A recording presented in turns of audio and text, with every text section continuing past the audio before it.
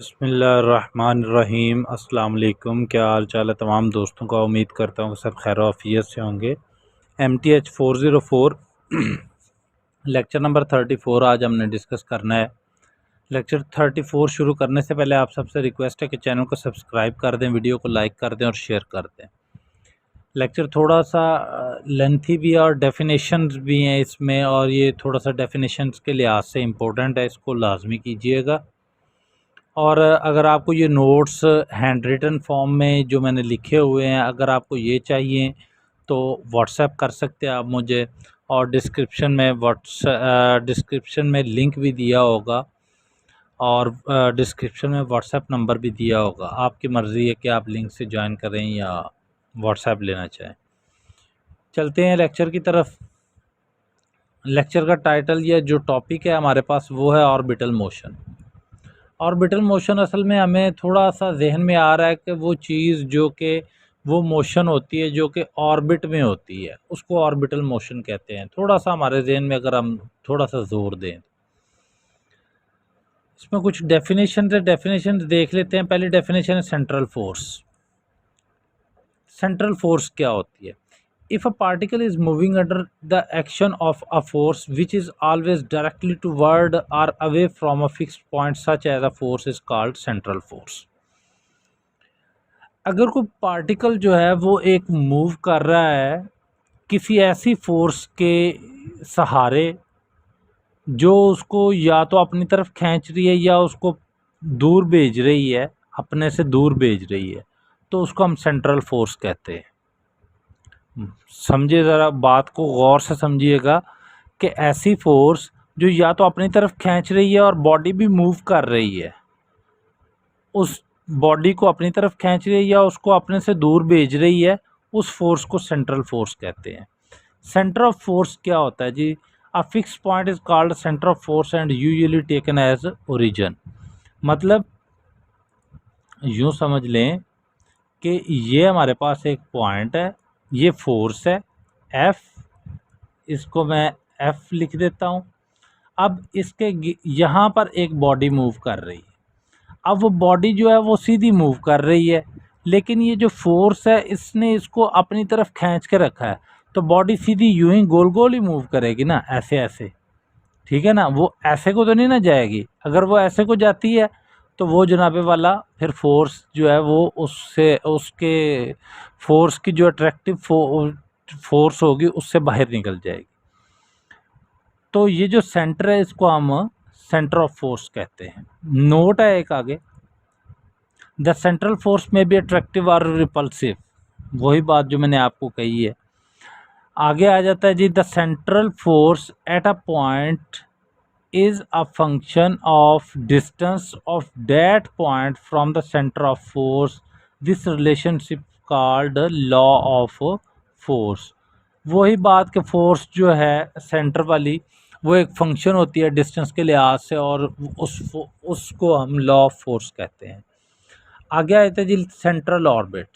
The path described by a particle moving under a central force is called the central orbit. ये भी clear हो गया। आगे हमारे पास एक फॉर्मूला है सेंट्रल फोर्स का, आर क्रॉस एफ। अब हमारे पास जो आर भी है वो भी हमारे पास वेक्टर है, this is vector, and F भी वेक्टर है, और दो वेक्टर्स के दरमियान क्रॉस आ रहा है। ठीक हो गया। एफ जो है वो वेक्टर जो है वो असल में तो एफ आर है, मतलब डायरेक्शन आर की डायरेक्शन में मूव कर रहा है। R is a unit vector, मतलब ये जो कैप वाला है ये यूनिट वेक्टर है। ठीक है, और in the direction of R. अगर हम इसको ऐसे कर लें, फिर आर की जगह पर हम आर इंटू आर का unit vector cross F into R का यूनिट वेक्टर ये लिख दें, तो हम अगर एफ आर एफ को कॉमन ले लेते हैं तो पीछे हमारे पास आर क्रॉस आर बच जाएगा ना। तो जब क्रॉस की वैल्यू आती है सेम तो वो ज़ीरो हो जाती है, तो ये इक्वल टू ज़ीरो है। आगे कुछ एग्जांपल्स हैं, अगर थोड़ा सा मैं उनका आपको ओवरव्यू दे देता हूँ। Earth and many orbit bodies including asteroids and other planets move around the sun in curved path called orbit. Generally the orbit or ellipse are oval in shape because of the sun. अच्छा, यहाँ पे उसने बात की है, इसका मैं आपको थीम बता देता हूँ कि जो वो ये कहना चाह रहा है। देखें, सूरज जो है वो हर चीज़ को अपनी तरफ अट्रैक्ट किया हुआ है, मतलब उसने हर प्लैनेट्स को और दूसरी जो खला की बॉडीज़ हैं उन सबको अपनी तरफ उसने अट्रैक्ट किया हुआ है। तो वो सारी जो है वो एक या तो राउंड शेप में मूव कर रही हैं, एलिप्स बना रही हैं, या फिर ओवल शेप में मूव कर रही हैं। ठीक हो गया। इसके बाद इसमें सिर्फ यही थीम लिखा हुआ है, इसको आप पढ़ लीजिएगा, आपको समझ आ जाएगी इसकी। आगे orbital motion of the moon. Moon के बारे में भी वो यही कह रहा है कि just as earth orbit the sun orbits the sun, मतलब जैसे ज़मीन जो है वो सूरज के गिर्द घूमती है, इसी तरह ही चाँद जो है वो भी ज़मीन के गिर्द घूमता है। इसके नीचे डायग्राम बताई गई है। अब देखें, चाँद जो है वो ज़मीन के करीब है, लेकिन ये सन के दूर है, सन से दूर है, सन से दूर। ठीक हो गया। अब जो सन की ग्रेविटी फोर्स होगी वो मून के ऊपर तो नहीं लगेगी, मून के ऊपर तो अर्थ की लग रही है। तो ये जो ए लिखा हुआ है ये है जनाबे वाला अर्थ की ग्रेविटेशनल फोर्स ए, और ये जो वी लिखा हुआ है ये इसकी फॉरवर्ड वेलोसिटी लिखा हुआ है, मतलब मून जो है वो फॉरवर्ड मूव कर ही जा रहा है, लेकिन ये जो अर्थ है इसको अपनी ग्रेविटी से उसने खींच के रखा हुआ है, तो ये गोल गोल घूम रहा है इसके गिर्द। ठीक है, एक ऑर्बिट बना रहा है। ये है जी इसका थीम जो ऊपर हमने पढ़ा। The result is the circular और oval path called an orbit in which one object keep moving around the other. वही बात जो मैंने आपको बता दी है, डायग्राम समझा दी है, वही चीज़ है। आगे एक थ्योरम आ जाता है। थ्योरम है the orbit of a particle under a central force is necessarily a plane curve। इसको हमने प्रूव करना है। एक डायग्राम है प्लेन कर्व, वो कहता है कि जी प्लेन भी है और कर्व भी है। ठीक है, एक पार्टिकल है जो अंडर सेंट्रल फोर्स है वो एक प्लेन कर्व बनाता है, ये हमने इसको प्रूव करके देना है। हमने एक डायग्राम से बना ली है, एक्स एक्सिस बनाया है, ये हमारे पास एक्स एक्सिस है, ये हमारे पास ओरिजिन है, ओरिजिन से एक फोर्स लगी एक पार्टिकल के ऊपर जो कि पी पॉइंट के ऊपर है, और फोर्स क्या है एफ, और इनका डिस्टेंस क्या है आर, या पोजीशन वेक्टर जो है आर है। यही चीज़ यहाँ पर लिखी हुई है। ठीक है, आगे हमारे पास हमें सेंट्रल फोर्स का फॉर्मूला पता है, R cross F is equal to 0, F is equal to M A होता है हमारे पास, तो हमने एम ए की वैल्यू पुट कर दी, सॉरी एफ की वैल्यू पुट कर दी एम ए। अब हमने मिड से पहले पढ़ा हुआ था ए इज इक्वल टू होता है D V over D T के, तो यहाँ पर D V over D T लिख दिया। ठीक हो गया ये वाला। अब D V over D T को हम डी को कॉमन ले लें और आर क्रॉस वी कर दें इक्वल टू 0 कर दें। यहाँ पर नीचे एक नोट लिखा हुआ है जहाँ पर ये वाली सारी समरी लिखी हुई है। कैसे लिखी हुई है, ये कैसे हुआ है, ये देखें ज़रा। यहाँ पर तो m का कॉन्सेप्ट तो नहीं है ना यहाँ पे, ठीक है ना। यहाँ पर अब आ जाए कि d over D T into R cross v is equal to, अब दोनों का ज़रा खोल दें, इसको डेरिवेटिव को खोलते हैं तो वो कैसे खोलेंगे जी, फर्स्ट का derivative second as it is plus second का derivative first as it is, तो यही यहाँ पर लिखा हुआ है। ठीक है, तो D R over D T हमारे पास किसके इक्वल होता है, चेंज इन डिस्प्लेसमेंट या डिस्टेंस जो है विद रिस्पेक्ट टू टाइम वो वेलोसिटी होता है। तो ये वेलोसिटी इंटू वेलोसिटी आ गई, क्रॉस आ गया तो 0 होगी, पीछे हमारे पास क्या बच गया R D V over D T. तो यहाँ से ये फिर डायरेक्ट यहाँ पर एरो का निशान लगा हुआ है, ये नोट सिर्फ आपको समझाने के लिए था यहाँ पे। ठीक है, आर क्रॉस वी जो है ये हमारे पास एक कांस्टेंट वेक्टर हो जाएगा।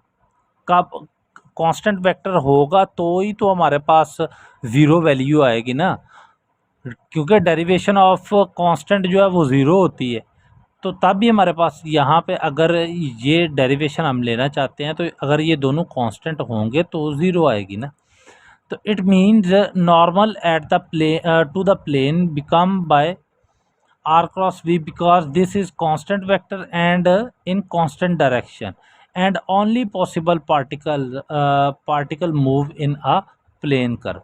तो ये कांस्टेंट डायरेक्शन उसी वक्त ही पॉसिबल हो सकती है जबकि वो प्लेन कर्व में एक पार्टिकल मूव करेगा, क्योंकि उसकी डायरेक्शन चेंज नहीं ना हो रही, एक ही डायरेक्शन में, कांस्टेंट डायरेक्शन में, मतलब ऐसे ऐसे ऐसे ऐसे मूव कर रहा है गोल गोल, ठीक है ना। अगर वो ऐसे जा रहा है या ऐसे ऐसे ऐसे ऐसे जा रहा है तो ये कांस्टेंट डायरेक्शन तो ना होगी, यही बात है यहाँ पे। अच्छा जी, आगे एक और थ्योरम है, थोड़ा सा लेंथी है लेकिन आसान है। The orbit describe under a central attractive force varying directly as the distance is an ellipse having centre at the centre of force.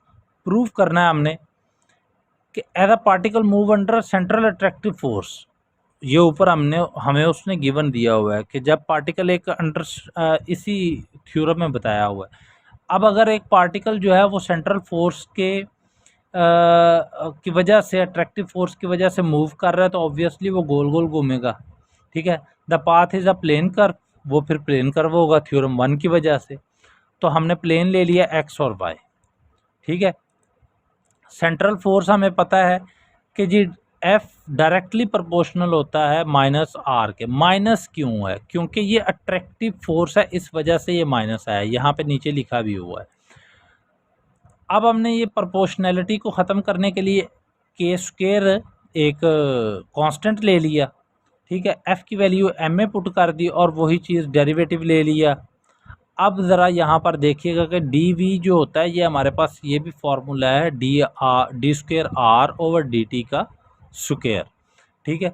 तो एम को हम अच्छा, अब ज़रा यहाँ पर गौर करें कि इसके मैंने कंपोनेंट्स बना लिए हैं, आई जे और के वाले जो हैं। तो d square x over D t i plus d square y over D t j हो गया, एक ये कंपोनेंट हो गया, और दूसरा हमारे पास ये वाला कंपोनेंट हो गया। मतलब कि हमने आर के कंपोनेंट बना दिए, इधर भी आर के बनाए, इधर भी आर के बना दिए। अब हमने इसको एक साइड पे रहने दिया और एम को उठा के दूसरी तरफ ले गए, तो ये हमारे पास के स्क्वायर ओवर एम आ गया। अब के स्क्वायर ओवर एम हमारे पास एक कांस्टेंट है, तो हम इसको अगेन के स्क्वायर के इक्वल ही पुट कर लेते हैं।